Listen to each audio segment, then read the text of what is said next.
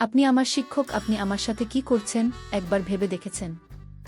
শিরোনাম বাদ দিয়ে মূল গল্পটা শুরু করি। আমার বাবা আমাকে পড়ানোর জন্য একজন লজিং মাস্টার রাখলেন। সেই লজিং মাস্টারের নাম সুবোধ। আমি ক্লাস 9-এ, আর আমার ভাই 7-এ পড়ে। আমরা মাস্টারকে দাদা বলে সম্বোধন করতাম। মাস্টারদা আমাকে ঝর্ণা আর আমার ভাইকে রাব্বি বলে ডাকত। মাস্টারদা পড়ালেখায় খুব ভালো ছিল, তার সুনাম অনেক ছাত্রছাত্রীদের মুখে। আর তাই তো বাবা সেই মাস্টারদাকে আমাদের বাড়িতে নজির রাখলেন। আমার মা মাস্টারদাকে বললেন, আপনি নিজের পরিবার মনে করে আমার ছেলে মেয়েদের পড়াবেন। আর তাই মাস্টারদা আমাদেরকে ভালোভাবে বুঝিয়ে বুঝিয়ে পড়াতেন। আমাদের প্রতিদিনের পড়া যতক্ষণ না শেষ হতো ততক্ষণ মাস্টারদা নিজে পড়া পড়তেন না। আমাদের ছুটি দিয়ে তারপর তিনি নিজে পাঠে মনোযোগ দিতেন। মাস্টারদার সহযোগিতায় আমি ভালোভাবে এসএসসি পাস করে কলেজে উঠলাম। আর আমার ভাই রাব্বি 10-এর নিচে থেকে প্রথম স্থান অধিকার করল। আমাদের রেজাল্ট এত ভালো হয়েছে যে আমাদের মা বাবা মাস্টারদের প্রতি এত বেশি আন্তরিকতা সৃষ্টি হয়েছিল যে মাস্টারদা আমাদের পরিবারের একজন খুব গুরুত্বপূর্ণ ব্যক্তিত্বে পরিণত হল। পরিবারের সব কাজকর্ম মাস্টারদার পরামর্শ ছাড়া হতো না।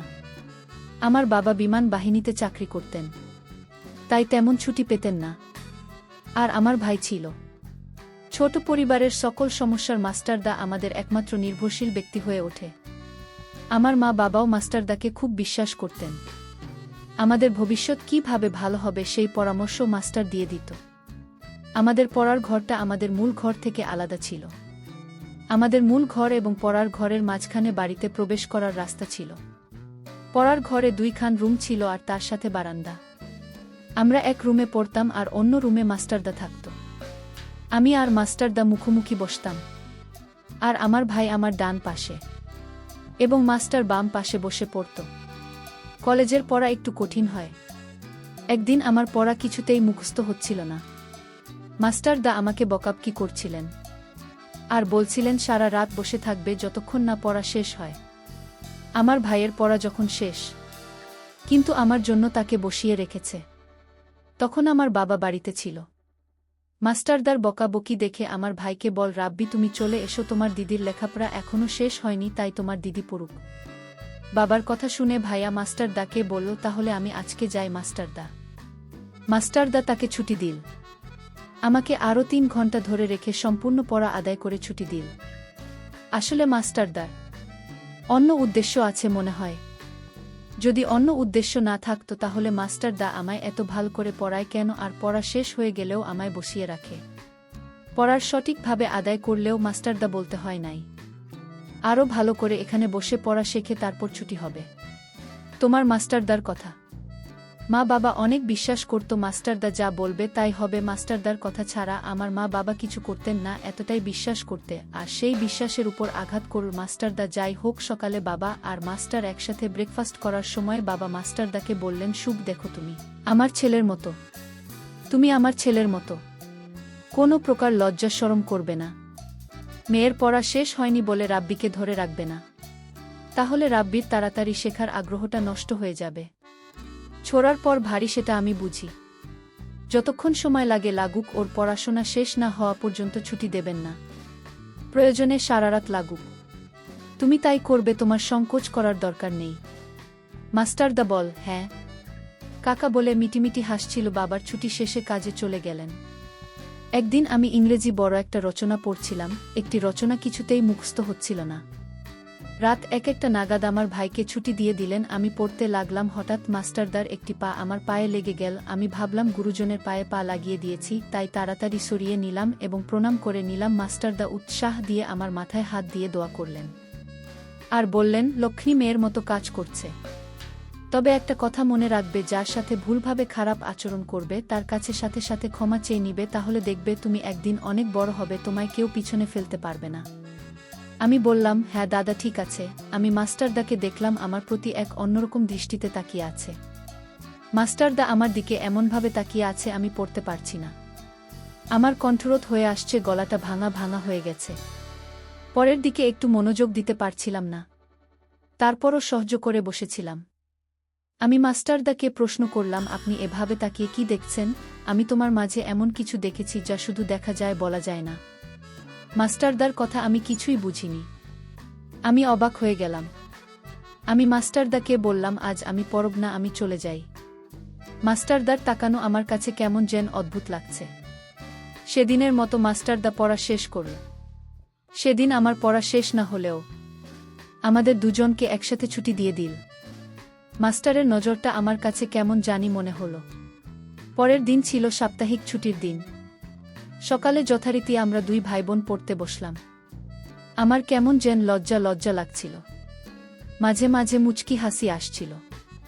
আমার ভাই একবার বলে ফেল, দিদি হাসছিস কেন? আমি তাকে ধমক দিলাম, সাথে সাথে মাস্টার তাও একটু থামতে রাব্বির কথা বন্ধ করে দিল। আমি হাঁপিয়ে বাঁচলাম। এর মধ্যে আমার কলমের কালি শেষ, আর কলম ছিল না। তাই মাস্টারদা রাব্বিকে কিছু টাকা দিয়ে আদেশ করে বললেন, রাব্বি যত দোকানে একটা কলম নিয়ে এসো। দোকানে যাওয়ার আদেশ পেয়ে খুশিতে নাচতে নাচতে রাব্বি চলে গেল। রাব্বি চলে যেতেই মাস্টারদার আবির পেন্সিলটা আমাকে দিয়ে অনেক বোঝানোর বাহানা নিয়ে আমার পাশে এসে বসল। আমি অঙ্ক করছিলাম, কিন্তু আমার মন ছিল মাস্টারদার উপর। রাব্বি চলে যাওয়ার পর মাস্টারদা আমার সাথে এক অদ্ভুত আচরণ করার চেষ্টা করল। আমি বললাম, মাস্টারদা আপনি আমার শিক্ষক, বাবার সমতুল্য, আপনি এমন করবেন না। এমন সময় রাব্বি ঘরে এসে হাজির। সেদিন থেকে আমি যেন আরও বেশি মাস্টারদাকে নিয়ে নানান চিন্তায় পড়ে গেলাম। আসলে মাস্টারদার ইদানিং কি হলো আমি কিছুই বুঝতে পারছি না।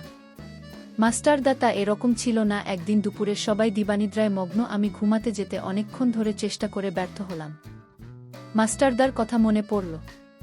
আমি ভাবলাম গিয়ে দেখি মাস্টারদা কি করে। উকি দিয়ে দেখলাম কি করছে। দেখি মাস্টারদা ঘুমায়নি, বরং আমাকে দেখা মাত্রই চমকে উঠল। আমি চারিদিকে তাকিয়ে দেখলাম। মায়ের ঘরে গিয়ে দেখলাম গভীর ঘুমে ঘুমিয়ে আছে। তারপর চুপি চুপি মাস্টারদার রুমে গেলাম। আমি মাস্টারদার রুমে গিয়ে মাস্টারদাকে ডাক দিয়ে তুললাম। ডাক দিতেই মাস্টারদা ঘুম থেকে উঠে পড়ল। আসলে মাস্টারদা ঘুমায়নি, মাস্টারদা জেগেই ছিল। আমি মাস্টারদাকে বললাম, আপনি এত রাত হল ঘুমান না কেন? মাস্টারদা বলল, আমার ঘুম আসছিল না। মাস্টারদা তখন আমায় বলল, তুমি এত রাতে আমার রুমে কেন? মাস্টারদা, আমি আপনার রুমে এসেছি একটা প্রয়োজনে। মাস্টারদা বলল, কি প্রয়োজন? সে তখন আমায় বলল, আপনি ওই দিন আমার দিকে তাকিয়ে কি দেখছিলেন? আপনি বলছিলেন সেটা শুধু দেখা যায়, বলা যায় না। মাস্টারদা আমার কথা শুনে অবাক হয়ে বলল, সেটা তোমাকে এখনই বলতে হবে। যাও তুমি এখন তোমার রুমে গিয়ে ঘুমাও, তোমার মা দেখলে বকা দিবে। আমি তখন মাস্টারদাকে বললাম, আপনি এখন আমাকে একটা অঙ্ক বুঝিয়ে দেবেন। রাত প্রায় 2টা বাজে, এই মুহূর্তে লেখাপড়া মাথায় কাজ করবে না। কাল সকালে আমি বুঝিয়ে দেব। আমি মাস্টারদাকে বললাম, যদি অঙ্কন আবু যান, তাহলে আপনি আমার দিকে তাকিয়ে কি দেখলেন সেটা বলেন। আপনি তো বললেন সেটা দেখা যায়, বলা যায় না। আমি এটার উত্তর না শুনে আমি কিছুতেই আপনার রুম থেকে বের হব না। আমি মেয়েটার এমন দেখে আমি আশ্চর্য হয়ে গেলাম। আচ্ছা, তুমি তো কোনোদিন এমন করো না, আজ কি তোমার ভূতে ধরেছে নাকি? আমি মাস্টারদাকে বললাম, মাস্টারদা আপনি যেদিন আমার দিকে তাকিয়ে কি দেখেছিলেন আর বললেন এটা দেখা যায়, বলা যায় না? আমি যেদিন এই কথাটা আপনার মুখে শুনলাম সেদিন থেকে আমি ঠিকমতো ঘুমাতে পারছি না। আমার বারবার জানতে ইচ্ছে হয় কি এমন জিনিস আমার মাঝে আছে, দেখা যায় কিন্তু বলা যায় না। আজ রাতে কিছুতেই ঘুম আসছিল না। এই কথা ভাবতে ভাবতে আর তাই আমার ঘুম আসছিল না। আমি আমার ছাত্রীকে বললাম, শোন, আজ না কাল আমি সত্যি বলব। এখন রাত অনেক হয়েছে, প্রায় ফজলের আইন পড়বে, তুমি যাও গিয়ে ঘুমাও। ঝর্ণা তার রুমে গিয়ে ঘুমিয়ে গেল। পরদিন আমার বাবা আসলেন, এসে মাস্টারদাকে ডাক দিলেন আর বললেন, কেমন পড়াচ্ছেন আমার ছেলে মেয়েদেরকে? এবার কি তারা ভালো রেজাল্ট করতে পারবে? মাস্টার বলল, কাকা, আপনি কোনো চিন্তা করবেন না, ওরা এবার ভালো রেজাল্ট করবে, আপনি নিশ্চিত থাকুন। মাস্টারদার কথা শুনে বাবা কিছুটা আস্থা পেলেন। বাবা বাড়িতে 2 দিন ছুটি কাটিয়ে চলে গেলেন। পরের দিন আমরা মাস্টারদার কাছে পড়তে বসলাম। মাস্টারদা বললেন, আজ পড়া শেষ না করে কারো ছুটি হবে না। আমি আজ পড়া শিখে আসিনি। মাস্টারদা আমার ছোট ভাইয়ের পড়া আদায় করে নিয়ে বললেন, তুমি চলে যাও, তোমার ছুটি। রাবি তখন ছুটি পেয়ে চলে গেল। ঝর্ণা বলল, আমি তো স্যার আজ পড়া শিখিনি। আমি বললাম, কেন শিখিনি? তোমার বাবাকে আমি কথা দিয়েছি তুমি এবং তোমার ভাই পরীক্ষায় ভালো রেজাল্ট করবে। আমার ছাত্রী ঝর্ণা বল, মাস্টারদা আপনি আমার পড়ালেখার মনোযোগ নষ্ট করেছেন, আপনার জন্যই আমি পড়া শিখে আসতে পারিনি। আমি ঝর্ণার কথা শুনে বললাম, কেন, আমি আবার কি করেছি? ঝর্ণা আমার কথার উত্তর দিয়ে বলল, মাস্টার সেই কথার উত্তরটা পেলাম না। মাস্টারদা বলল, ও তাই, সেটার জন্য তুমি পড়া মুখস্থ করতে পারেনি। ঠিক আছে, আজ রাতে তুমি আমার রুমে এসো, আমি বলবো, তোমার উত্তর পেয়ে যাবে। মাস্টারদাকে আমি বললাম, আপনি এখন বলেন, আমি রাতে আসতে পারবো না। মাস্টারদা বলল, এই কথা আমি এখন বলতে পারবো না। আজ রাতে বলব, যাও, এখন তোমার ছুটি। মাস্টার এমন কথা শুনে আমার অনেক রাগ হল। কি এমন কথা দিনে বলা যাবে না, রাতে বলতে হবে? আসলে আমি মাস্টারদার লক্ষণ কিছুই বুঝতে পারছি না। আমি ভাবলাম আজ রাতে আমি তার কাছ থেকে কথা জানব। তারপর রাত হলো, আমি চুপি চুপি মায়ের রুমে গেলাম, মা ঘুমাচ্ছে। তারপর মাস্টারদার রুমে গেলাম, মাস্টারদার রুমে গিয়ে দেখলাম মাস্টারদা রুমে নেই। এটা রাতে মাস্টারদা কই গেল? আমি মাস্টারদা রুমটা ভালো করে খুঁজে দেখলাম মাস্টারদা রুমে নেই। কোথায় গেল এত রাতে? তারপর আমি মাস্টারদা রুম থেকে বের হয়ে গেলাম, বাথরুমের দিকে গেলাম, সেখানেও খুঁজে পেলাম না। আমি মাস্টারদাকে ডাক দিলাম, শুভ দাদা, আপনি কোথায় গেলেন? আমি খুঁজে না পেয়ে মায়ের রুমে গেলাম। মাকে ডাক দিয়ে বললাম, মা, মাস্টারদা কোথায় গেল? মা বলল, কি বলিস? মাস্টারদা তো কোথাও যাওয়ার কথা না। বাহিরে গেট লক করা। হঠাৎ মনে পড়ল ছোট ভাই রাব্বি রুমটা চেক করার বাকি। তারপর রাব্বি রুমে গেলাম। তারপর রাব্বির রুমে গিয়ে দেখলাম মাস্টারদা রাব্বির ঘরে লাশ হয়ে পড়ে আছেন। আমি তা দেখে চমকে উঠলাম। আমি মাকে বললাম, কি হলো এটা? আমি তো কিছুই বুঝলাম না। মাস্টারদার শরীরে কোনো আঘাত নেই। তাহলে মন্দ কি করে? আমার ছোট্ট ভাইটা বিছানা থেকে উঠে বলল, আমি সব জানি। মাস্টারদা কিভাবে মারা গেছে? রাব্বিকে জিজ্ঞেস করলাম, কিভাবে মারা গেছে বল। রাব্বি তখন যা বলেছিল তা শুনে আমার আত্মা কেঁপে উঠল। রাব্বি বলল, মাস্টারদা মরার আগে আমার রুমে এসে আমায় ডাক দিয়ে বলল আমি দরজাটা খুলতে। আমি দরজাটা খুলে দিতেই মাস্টারদা আমার রুমে আসলো। তারপর আমায় বলল, আজ আমার মেয়ের আত্মা কিছুতেই আমাকে ছাড়বে না, আমাকে আজ মেরে ফেলবে। মাস্টারদাকে আমি বললাম, কই আপনার মেয়ে? মাস্টারদা বলল, আমি দেখতে পাচ্ছি, তুই দেখতে পারবি না। তুই তোর আপুকে বলিস। আমি তোর আপুর দিকে তাকিয়ে থাকতাম, কারণ তোর আপুর চেহারায় আমার মেয়ের আত্মাকে দেখতে পেতাম। আমার মেয়ে আমাকে ইশারায় বলতো, এটা কাউকে বলা যাবে না, তুমি আমায় দেখতে পারবে কিন্তু কাউকে বলা যাবে না। আমি যখন ঝর্ণার দিকে তাকিয়ে থাকতাম তখন ঝর্ণার চেহারায় আমার মেয়ের আত্মার ছবি দেখতে পেতাম। আর আমি যখন সিদ্ধান্ত নিলাম আজ ঝর্ণাকে বলে দেব, আমি তার দিকে তাকিয়ে কি দেখতাম, কিন্তু আমার মেয়ে বারণ ছিল এই কথাটা বলার জন্য। আমি আমার মেয়েরা তোকে বলেছিলাম আমি ঝর্ণাকে মিথ্যা কিছু বলতে পারবো না। এই কথার জন্য আমার মেয়ের আত্মা আজ আমাকে মারতে আসলো। আজ আমার জানতেও কেড়ে নেবে। আমি রবিকে বললাম, এটা তুই কি করে জানলি? রাব্বি বল, মাস্টার দাঁড়াতে ভয় পেয়ে আমার রুমে চলে আসছিল আর আমার হাতে একটা চিঠি দিয়ে বলল, এটা তোর আপুকে পড়িস 19। আর আমি চিঠিতে পড়ে তা জানতে পারলাম। মৃত্যুর আগে আমার সাথে সব বলে গেছেন আপু। আমি এখন বুঝতে পারলাম মাস্টারদা কেন আমার দিকে তাকিয়ে থাকত। আজকের গল্পটা এখানেই শেষ করলাম। প্রিয় বন্ধুরা, গল্পটি ভালো লাগলে অবশ্যই কমেন্ট করে জানাবেন। আর নিয়মিত এমন আলাদা স্বাদের গল্প শুনতে ভিডিওটিতে লাইক এবং চ্যানেলটিকে সাবস্ক্রাইব করে সাথেই থাকুন।